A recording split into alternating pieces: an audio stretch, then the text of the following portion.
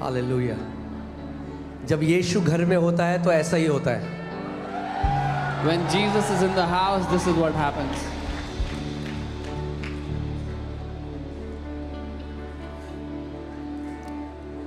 Hallelujah. जहाँ जगह मिले बैठ जाइए। You can sit wherever you find a place.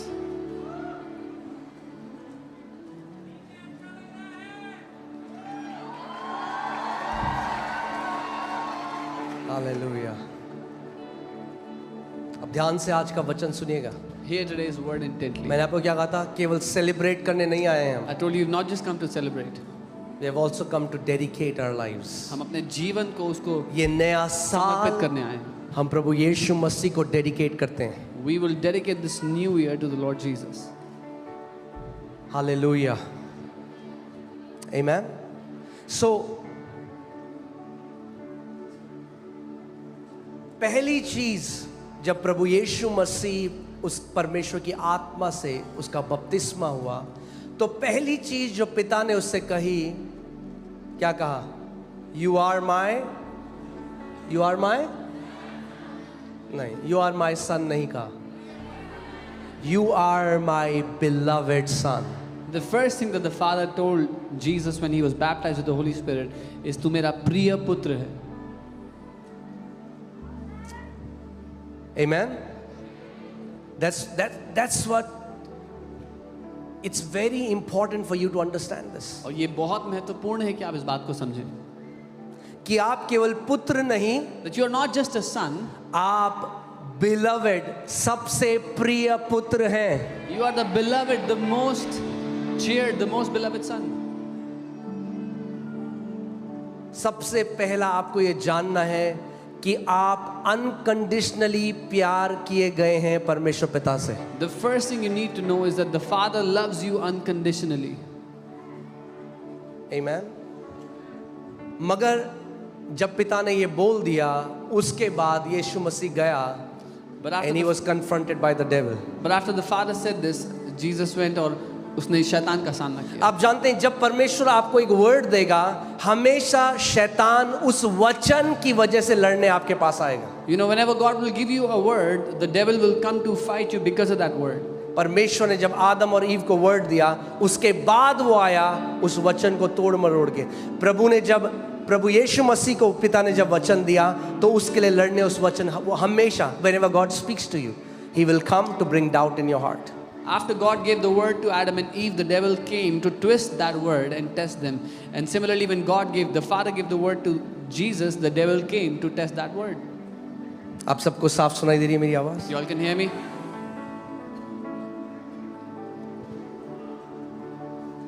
जब मैं इस साल के लिए प्रार्थना कर रहा था, When I was praying for this मैं year, प्रभु से प्रॉमिस वर्ड मांग रहा था इस साल का, I was asking the Lord for a promised word for this year. तो प्रभु ने जो मुझे वचन दिया, जो ये साल है, दिस इज द ईयर हमारे लिए, मुझे बाकियों का नहीं पता, हमारे लिए, अगर आप इस घर में बोए गए हैं, ये हमारे लिए है।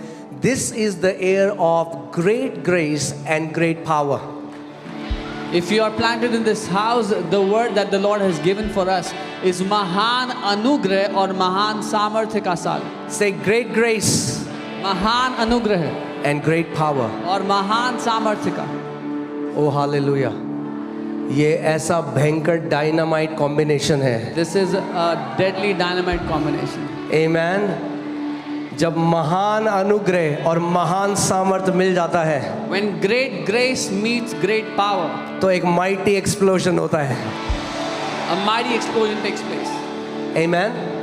और जब वो महान अनुग्रह आपके जीवन में कार्य करेगा, परमेश्वर आपको उन चोटियों में बिठाएगा जहां आप अपनी सामर्थ्य से नहीं जा सकते थे। And when great grace works in your life, the Lord will set you up on such high peaks, high mountains where you could not have gone on your own.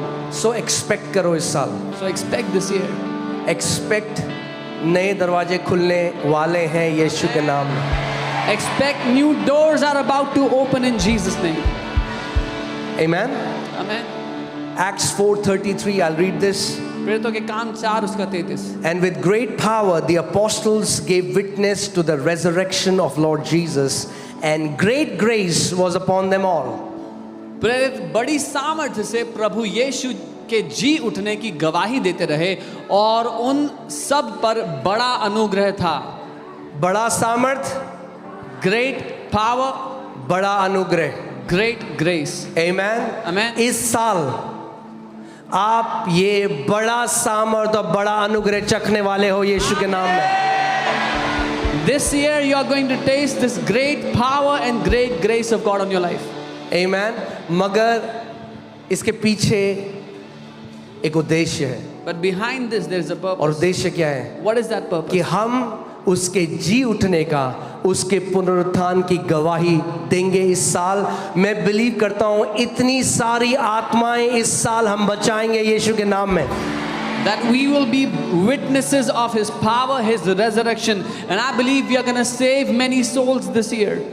अभी सबसे बढ़िया बात इसमें क्या है? उन्होंने यीशु मसीह की कहानी नहीं बताई. The best thing about this is they did not tell the story of Jesus. They are not giving a witness of a story character, वो एक कहानी के पात्र के बारे में नहीं बता रहे, of a historical एक Jesus. ऐतिहासिक यीशु के बारे में नहीं. They are witnessing about the resurrection of Lord Jesus Christ of Nazareth. वो गवाही दे रहे थे प्रभु यीशु मसीह के पुनरुत्थान, मुर्दों में से जिंदा होने की. यानी अब जब आप प्रचार करोगे तो उसकी पुनरुत्थान की सामर्थ प्रकट होगी और ऐसी गवाहियां आप देखोगे जो आपने आज तक नहीं देखी. That means when you will witness about Him now, you will see great power and you will see testimonies that like you have never seen before. Amen. मैं बिलीव करता हूं यहाँ पे डिलीवरर्स बैठे हैं. I believe deliverers are sitting here in this place. आप मानते हो? अब हाथ दिखाओ मुझे अगर आप कहते हो आप छुड़ाने वाले हो. Show me your hand if you believe you are a deliverer. Amen. Say I am a deliverer. कहे मैं छुटकारा देने वाला हूँ. परमेश्वर ने मेरा अभिषेक किया है God has anointed me कि मैं सुसमाचार का प्रचार करूं that I preach the gospel और जो बंधुआई में पड़े हुए हैं उनको मैं प्रचार करूं. and deliver those who are in bondage. Amen. Hallelujah. और जो प्रोफेटिक इंस्ट्रक्शन है वो मैं आपको पहले संडे को बताऊंगा. And I'll give you the prophetic instruction on first Sunday.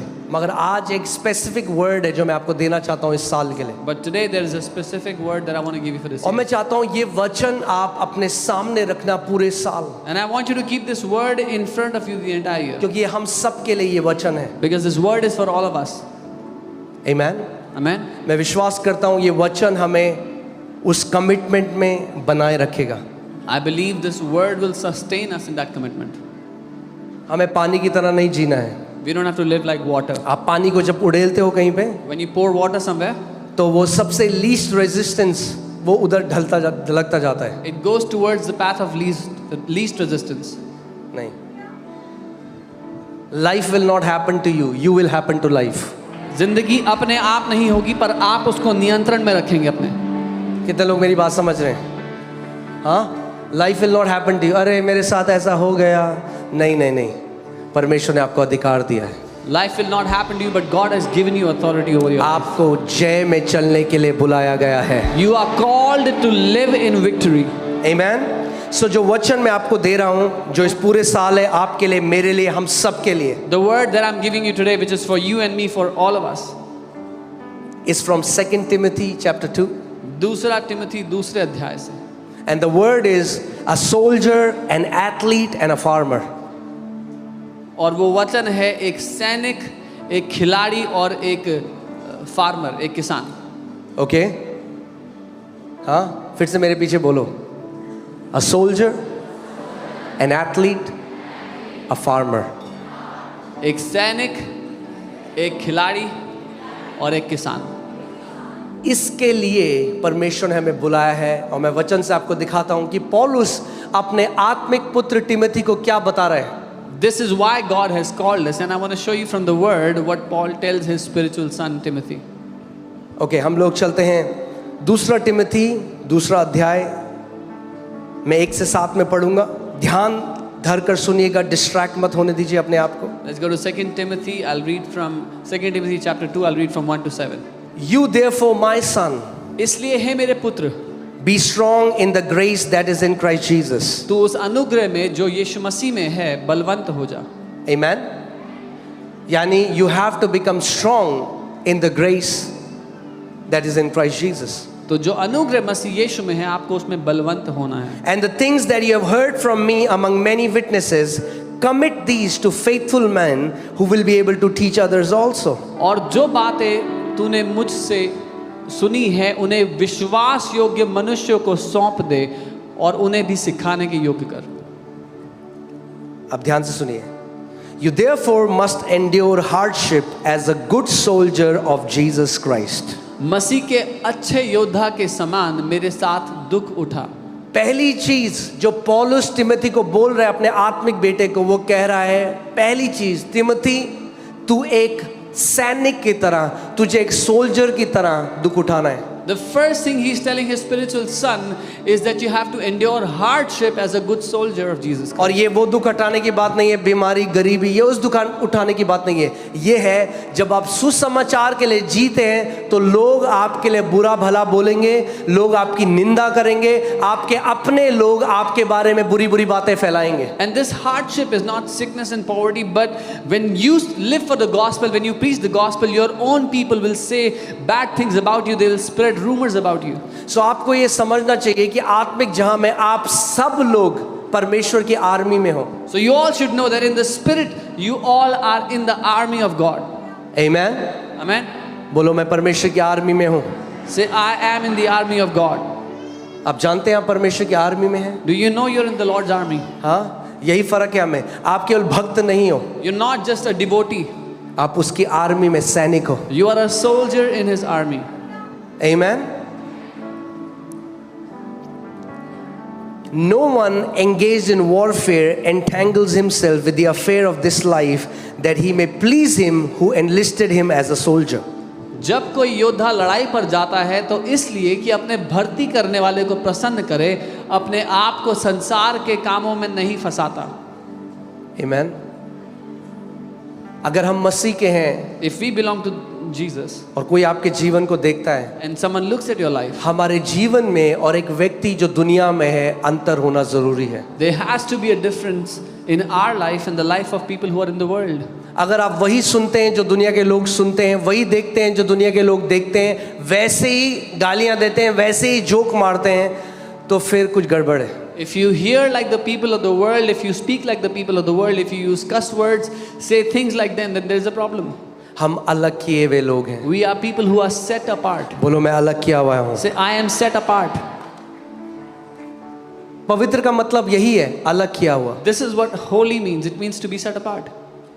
हम उसके निज प्रजा हैं, हम उसकी पवित्र प्रजा हैं. We are his own people, his holy people. Amen. यानी हम ये नहीं कह सकते मैं यीशु मसीह को मानता हूँ केवल, मगर भैया जीऊंगा तो मैं अपनी जैसे मन करेगा. नहीं, एक सोल्जर जो होता है, एक आर्मी में सैनिक जो होता है, वो अपनी मर्जी से नहीं जी सकता. So we can't say yes I believe in Jesus but I live my life the way I want. A soldier cannot do that. आप एक सोल्जर हो. You are a soldier. और इस बहुत ज़रूरी है कि हम जाने इस बात को कि हम कैसे जिएं. And it is very important that we know how we should live. Amen. Amen. यहाँ पे Paul uses 3 vivid metaphors इस पूरे पैसेज में. Paul यहाँ पर 3 चित्रों का उदाहरण इस्तेमाल करते हैं. Soldier, सैनिक, an athlete, खिलाड़ी and a farmer. और एक किसान. And he does this to illustrate the key aspects of a Christian life. और मसीह जीवन की जो मुख्य बातें हैं उसको दर्शाने के लिए वो ऐसा करते हैं. अगर आप इन तीनों चीजों को नहीं जानते तो कभी एक मैच्योर बिलीवर की तरह नहीं जियोगे. If you do not understand these 3 things, you will never live like a mature believer. आप एक बच्चे की तरह जियोगे परमेश्वर के राज्य में. You will live like a child in the kingdom of God. और जो बच्चा होता है वो कभी अधिकार में नहीं जी सकता. And a child can never live in authority. कितने लोग बढ़ना चाहते हैं आत्मिक रीति से? How many people want to grow in their spiritual life? Amen. Growth परमेश्वर के हाथ में नहीं है. कई लोग आके बोलते हैं हमारे लिए प्रार्थना कर दो, हम प्रभु में बढ़ना चाहते हैं. ग्रोथ प्रार्थना से ही नहीं आती है. Growth is not in the hands of God. मतलब दूसरे की प्रार्थना से. Some people come and say, pray for me that I would grow. Growth does not come. Growth is not imparted. I cannot impart spiritual growth to you. आत्मिक बढ़ोतरी हाथ रखकर या प्रार्थना करके नहीं दी जा सकती. कोई आता है किसी पास्टर के पास, पास्टर जी मेरा बेटा 2 साल का है, हाथ रख दो कि 8 साल का हो जाए। Does someone come to a pastor and say, my son is 2 years old, lay hand that he would become 8 years old? नहीं, ग्रोथ में आपको परमेश्वर के साथ पर्सनली पार्टनर करना पड़ेगा। No, you need to personally partner with God for your growth. और ये मेरी प्रार्थना है आज And this is my prayer today. कि जितने गुनगुने मसीह आज आए हैं, धधकती हुई आग बनकर वापस जाएं यीशु के नाम में। That all the lukewarm believers who have come today will go back as a fiery furnace in Jesus. आपको आज एक कमिटमेंट करना होगा। You have to make a आप कोई commitment. चीज ठाननी होगी आज You will have to decide it कि मैं today. ऐसे नहीं जी सकता पूरी जिंदगी। That I cannot live like this all my life. नहीं, No, मुझे बढ़ना है। I have to grow. मैं आपको बता रहा हूँ, एक जीवन प्रभु ने आपको दिया है। I'm telling you, God has given you one life. जो समय बीत गया वो रिवाइंड नहीं हो सकता, आप वापस नहीं पा सकते उस समय को। The time that is past, you cannot rewind it. You cannot bring it back. कई लोग रोते रहते हैं, हाय मेरे, मैं काश ऐसा करता, काश वैसा करता, और सोचते हुए आज भी क्या करते हैं, आज को भी खराब कर देते हैं पुराना सोचते सोचते। Many people keep wondering, I wish I would have done that, I wish I could have done that, and they waste their today thinking about the past. और जो आज करना चाहिए वो नहीं करते, फिर कल रोएंगे कि आज काश मैं वो कर देता। And what they were supposed to do today, they do not do, so that tomorrow they will cry that I wish I did that yesterday. No more regrets. और कोई पछतावा जो हो नहीं। गया वो हो गया, मगर अब जो मैं जीवन जीऊंगा वो एक यीशु मसीह को महिमा देने वाला जीवन होगा। What is done, but the life that I live now, it will glorify my King Jesus. एक डिसीजन लो आज, एक कमिटमेंट करो, 2025 मेरा बिल्कुल अलग, मैं एक अलग फेज में जाऊंगा, एक सीरियसनेस के साथ परमेश्वर के साथ में चलूंगा। Take this decision today, make this commitment that I will walk seriously with the Lord. आमेन। एक सोल्जर की तरह। Like a soldier.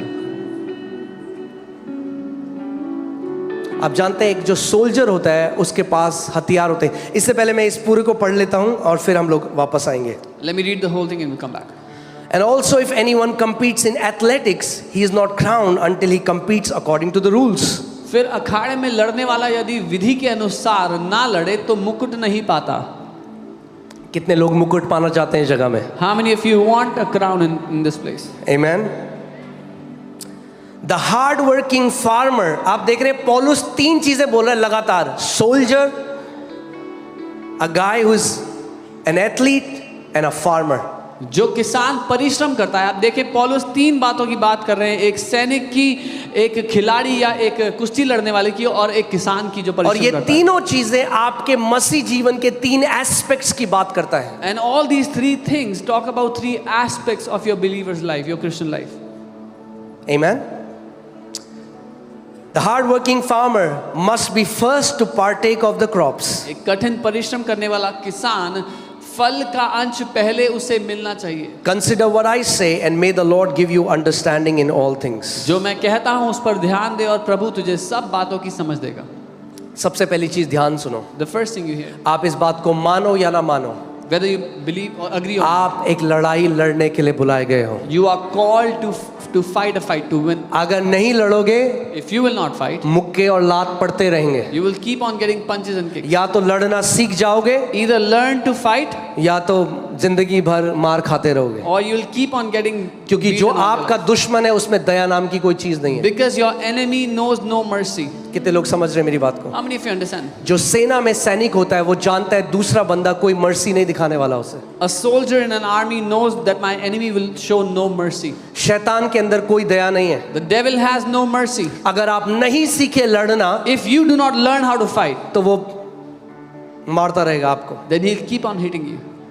कि विचारों में मुझे डिप्रेशन है, मुझे सुसाइडल थॉट आ रहे, वो क्या हो रहा है? वो मार रहा है आपको, वो मार रहा है। Oh, I have depression, I have suicidal thoughts. What is it? He's hitting you. बीमारियां, अलग अलग पाप की आदतें, वो क्या हो रहा है? वो Sinful मार रहा है। He is giving you blows after blows. वो आपको मुक्के पे मुक्के मार रहा है। अपने पड़ोसी को बोलो लड़ना सीखना है हमें। Tell your neighbor we have to learn to fight. सबसे पहली चीज पौलुस तिमोथी को बोलता है, तू एक सोल्जर है, तू एक सैनिक है, और सैनिक का पहली चीज क्या होती है? वो लड़ाई के लिए तैयार किया जाता है। The first thing Paul tells Timothy is you're a soldier and a soldier is prepared for battle. The Bible tells us, God says, I will teach your fingers how to fight. परमेश्वर कहता है मैं तेरी उंगलियों को युद्ध लड़ना सिखाऊंगा। Amen.